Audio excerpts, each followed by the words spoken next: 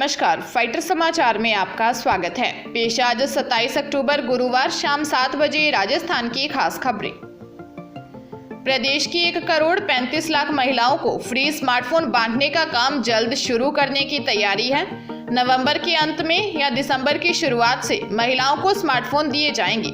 हालांकि स्मार्टफोन की सप्लाई मिलने के आधार पर इसका टाइम आगे पीछे हो सकता है। सरकार गांवों में पंचायत स्तर पर कैंप लगाकर महिलाओं को मुफ्त में स्मार्टफोन बांटेगी। शहरों में भी वार्ड स्तर पर कैंप लगाकर स्मार्टफोन दिए जाएंगे।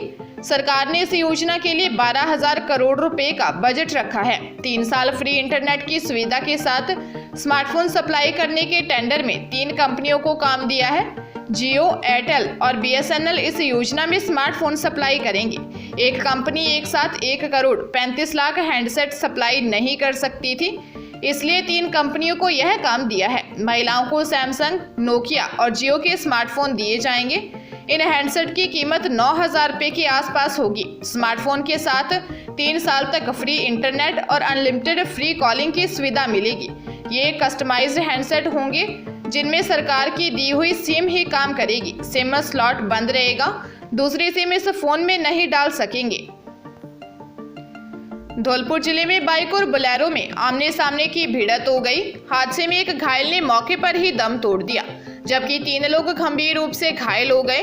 हादसे के बाद बोलेरो ड्राइवर मौके पर गाड़ी छोड़कर भाग गया। भिड़ंत के बाद स्थानीय लोग घायलों को लेकर बाड़ी अस्पताल पहुंचे, जहां एक और घायल ने दम तोड़ दिया। बाड़ी कोतवाली थाना प्रभारी महेंद्र सिंह ने बताया कि पल्सर पर 4 युवक बसेड़ी से बाड़ी की तरफ जा रहे थे। इस दौरान एक बोलेरो बाड़ी से बसेड़ी की तरफ आ रही थी। इस दौरान मंडी मार्केट के सामने दोनों वाहनों की भिड़ंत हो गई। हादसे के बाद बोलेरो ड्राइवर मौके पर गाड़ी छोड़कर भाग गया। महेंद्र सिंह ने बताया कि मृतकों की पहचान 30 वर्षीय पवन निवासी अब्दुलपुर और 28 वर्षीय विमल निवासी पिदावली के रूप में हुई है, जो आपस में रिश्तेदार हैं। अजमेर जिले में रीट पास कर चुकी युवती ने घर में फांसी लगाकर सुसाइड कर लिया है।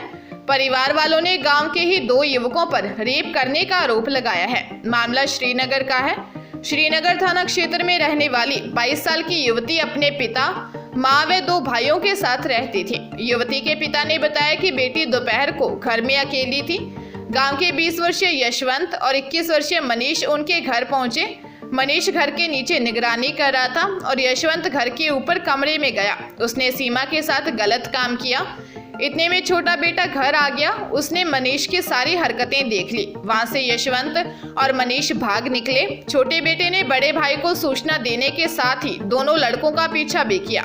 जब दोनों भाई घर पहुंचे तो सीमा ने कमरे में चुन्नी से फंदा बनाया और पंखे से लटक कर सुसाइड कर लिया। नसीराबाद CO पूनम बग्गड़ ने बताया कि मामले की जांच की जा रही है। बारां जिले में RSS के जिला प्रचारक को धमकी देने के मामले में पुलिस ने एक आरोपी को गिरफ्तार किया है। पुलिस ने नाबालिग आरोपी को भी डिटेन किया है। पूछताछ में सामने आया कि आरोपी और पीड़ित एक ही गांव के रहने वाले हैं। आरोपी ने दीपावली के मौके पर पीड़ित को डराने और धमकाने के लिए अज्ञात मोबाइल नंबर से कॉल किया था, ताकि वह डर जाए और RSS को छोड़ दे। SP कल्याणमल मीना ने बताया कि झालावाड़ जिले के पिड़ावा तहसील के मायाखेड़ी गांव निवासी रामेश्वर कुमार RSS के जिला प्रचारक हैं और 12 जिले के छिपा बड़ौद स्थित संघ कार्यालय में रहते हैं। 23 अक्टूबर को अज्ञात विदेशी नंबरों से कॉल आया, जिसने खुद को पाकिस्तान का निवासी बताते हुए उनको RSS और हिंदू धर्म छोड़ने व मुस्लिम धर्म अपनाने को कहा। पुलिस ने पीड़ित के गांव के ही 19 वर्षीय गिराज दांगी को उसके गांव से ही गिरफ्तार कर लिया। खाटू श्याम बाबा का 28 अक्टूबर को तिलक किया जाएगा। अब मंदिर करीब 12 घंटे से भी ज्यादा समय तक बंद रहेगा। इस दौरान भक्त मंदिर में दर्शन नहीं कर पाएंगे। 28 अक्टूबर को शाम 5 बजे ही श्रद्धालुओं को मंदिर में दर्शन हो सकेंगे।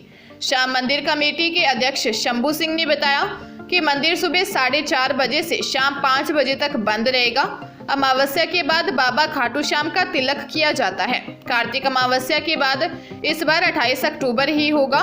25 अक्टूबर को सूर्य ग्रहण के चलते खाटू श्याम मंदिर पूरे दिन बंद रहा था। दिवाली को भी श्रृंगार होने के चलते मंदिर में शाम 5 बजे बाद ही भक्त दर्शन कर पाए थे। झालावाड़ में मामा भांजा चौराहे के पास फॉरेस्ट रोड पर 24 अक्टूबर को दिन दिहाड़े गोली मारकर युवक की हत्या करने के मामले में पुलिस ने 4 आरोपियों को गिरफ्तार किया है। आरोपी पुरानी रंजिश के चलते युवक से बदला लेने के लिए फायरिंग कर फरार हो गए थे। पुलिस ने फायरिंग के 2 आरोपियों के साथ ही वारदात के मास्टरमाइंड और हथियार उपलब्ध करवाने वाले 2 बदमाशों को भी गिरफ्तार किया है। एसपी ऋचा तोमर ने बताया कि शहर के पिलखाना निवासी वाहिद बेग ने कोतवाली थाने में दर्ज रिपोर्ट में बताया कि मेरा लड़का आरिश बेग और उसका दोस्त लवी उर्फ जुबेर संजरी 24 अक्टूबर को बाइक से मामा भांजा चौराहे की तरफ से आ रहे थे। इस बीच आरोपी असलूप और उसके साथी छोटू जोशी निवासी चंदा महाराज की पुलिया झालावाड़ ने जुबेर की बाइक को रोककर जुबेर पर 2 फायर किए, लेकिन जुबेर भाग गया और आरिश बेग वहीं रह गया। इसके चलते असलूप ने आरिश बेग को गोली मार दी, जिससे उसकी मौत हो गई। फरियादी ने बताया कि ये लोग नरेश गुर्जर गैंग के गुर्गे हैं। सीकर पुलिस ने हिस्ट्री शीटर सोनू मीना निवासी भगासरा को गिरफ्तार किया है। वह 4 महीने से फरार था। 27 वर्षीय हिस्ट्री शीटर सोनू ने अपने साथियों के साथ मिलकर एक युवक पर जानलेवा हमला किया था। पुलिस आरोपी से पूछताछ में जुटी हुई है। दरअसल बल्लारा गांव के रहने वाले मोहसिन ने उद्योगनगर थाने में मामला दर्ज करवाया था कि 5 जुलाई को शाम करीब 6 बजे वह सीकर में जयपुर रोड पर आया हुआ था। इस दौरान कैंपर गाड़ी में सोनू मीना, मोहसिन और 4-5 अन्य लोग आए। उन्होंने मोहसिन के साथ लोहे के सरियों और हॉकी स्टिक से मारपीट की। मारपीट में मोहसिन के हाथ पैर टूट गए।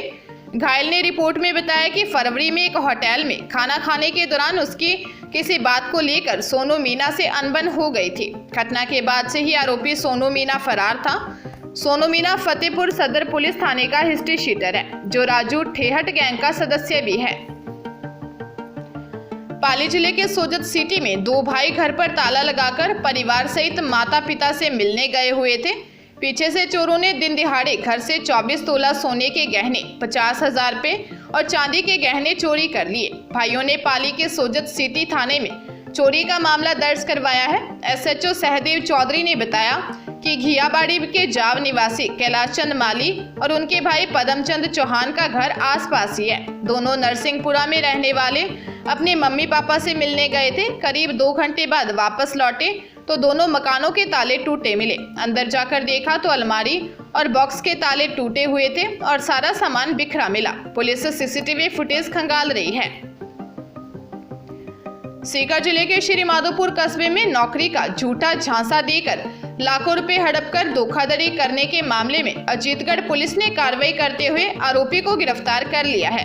थानाधिकारी सुनील कुमार जांगीर ने बताया कि गिरफ्तार आरोपी जयपुर जिले के जयसिंह खोर निवासी 48 वर्षीय रहीम खान है। गिरफ्तार आरोपी से पुलिस मामले में पूछताछ कर रही है। बताया जा रहा है कि आरोपी ने कई लोगों को नौकरी लगाने का झांसा देकर करीब 20 लाख रुपए हड़प कर लिए। थानाधिकारी जांगीर ने बताया कि 15 सितंबर 2022 को अजीतगढ़ के टीकम नगर तन त्रिलोकपुरा निवासी महेश कुमार सामोता ने मामला दर्ज करवाया था कि आरोपी रहीम खान व शोभा खान ने उसे नौकरी लगाने का झांसा देकर उससे व उसके रिश्तेदारों और दोस्तों से करीब 20 लाख रुपए हड़प लिए।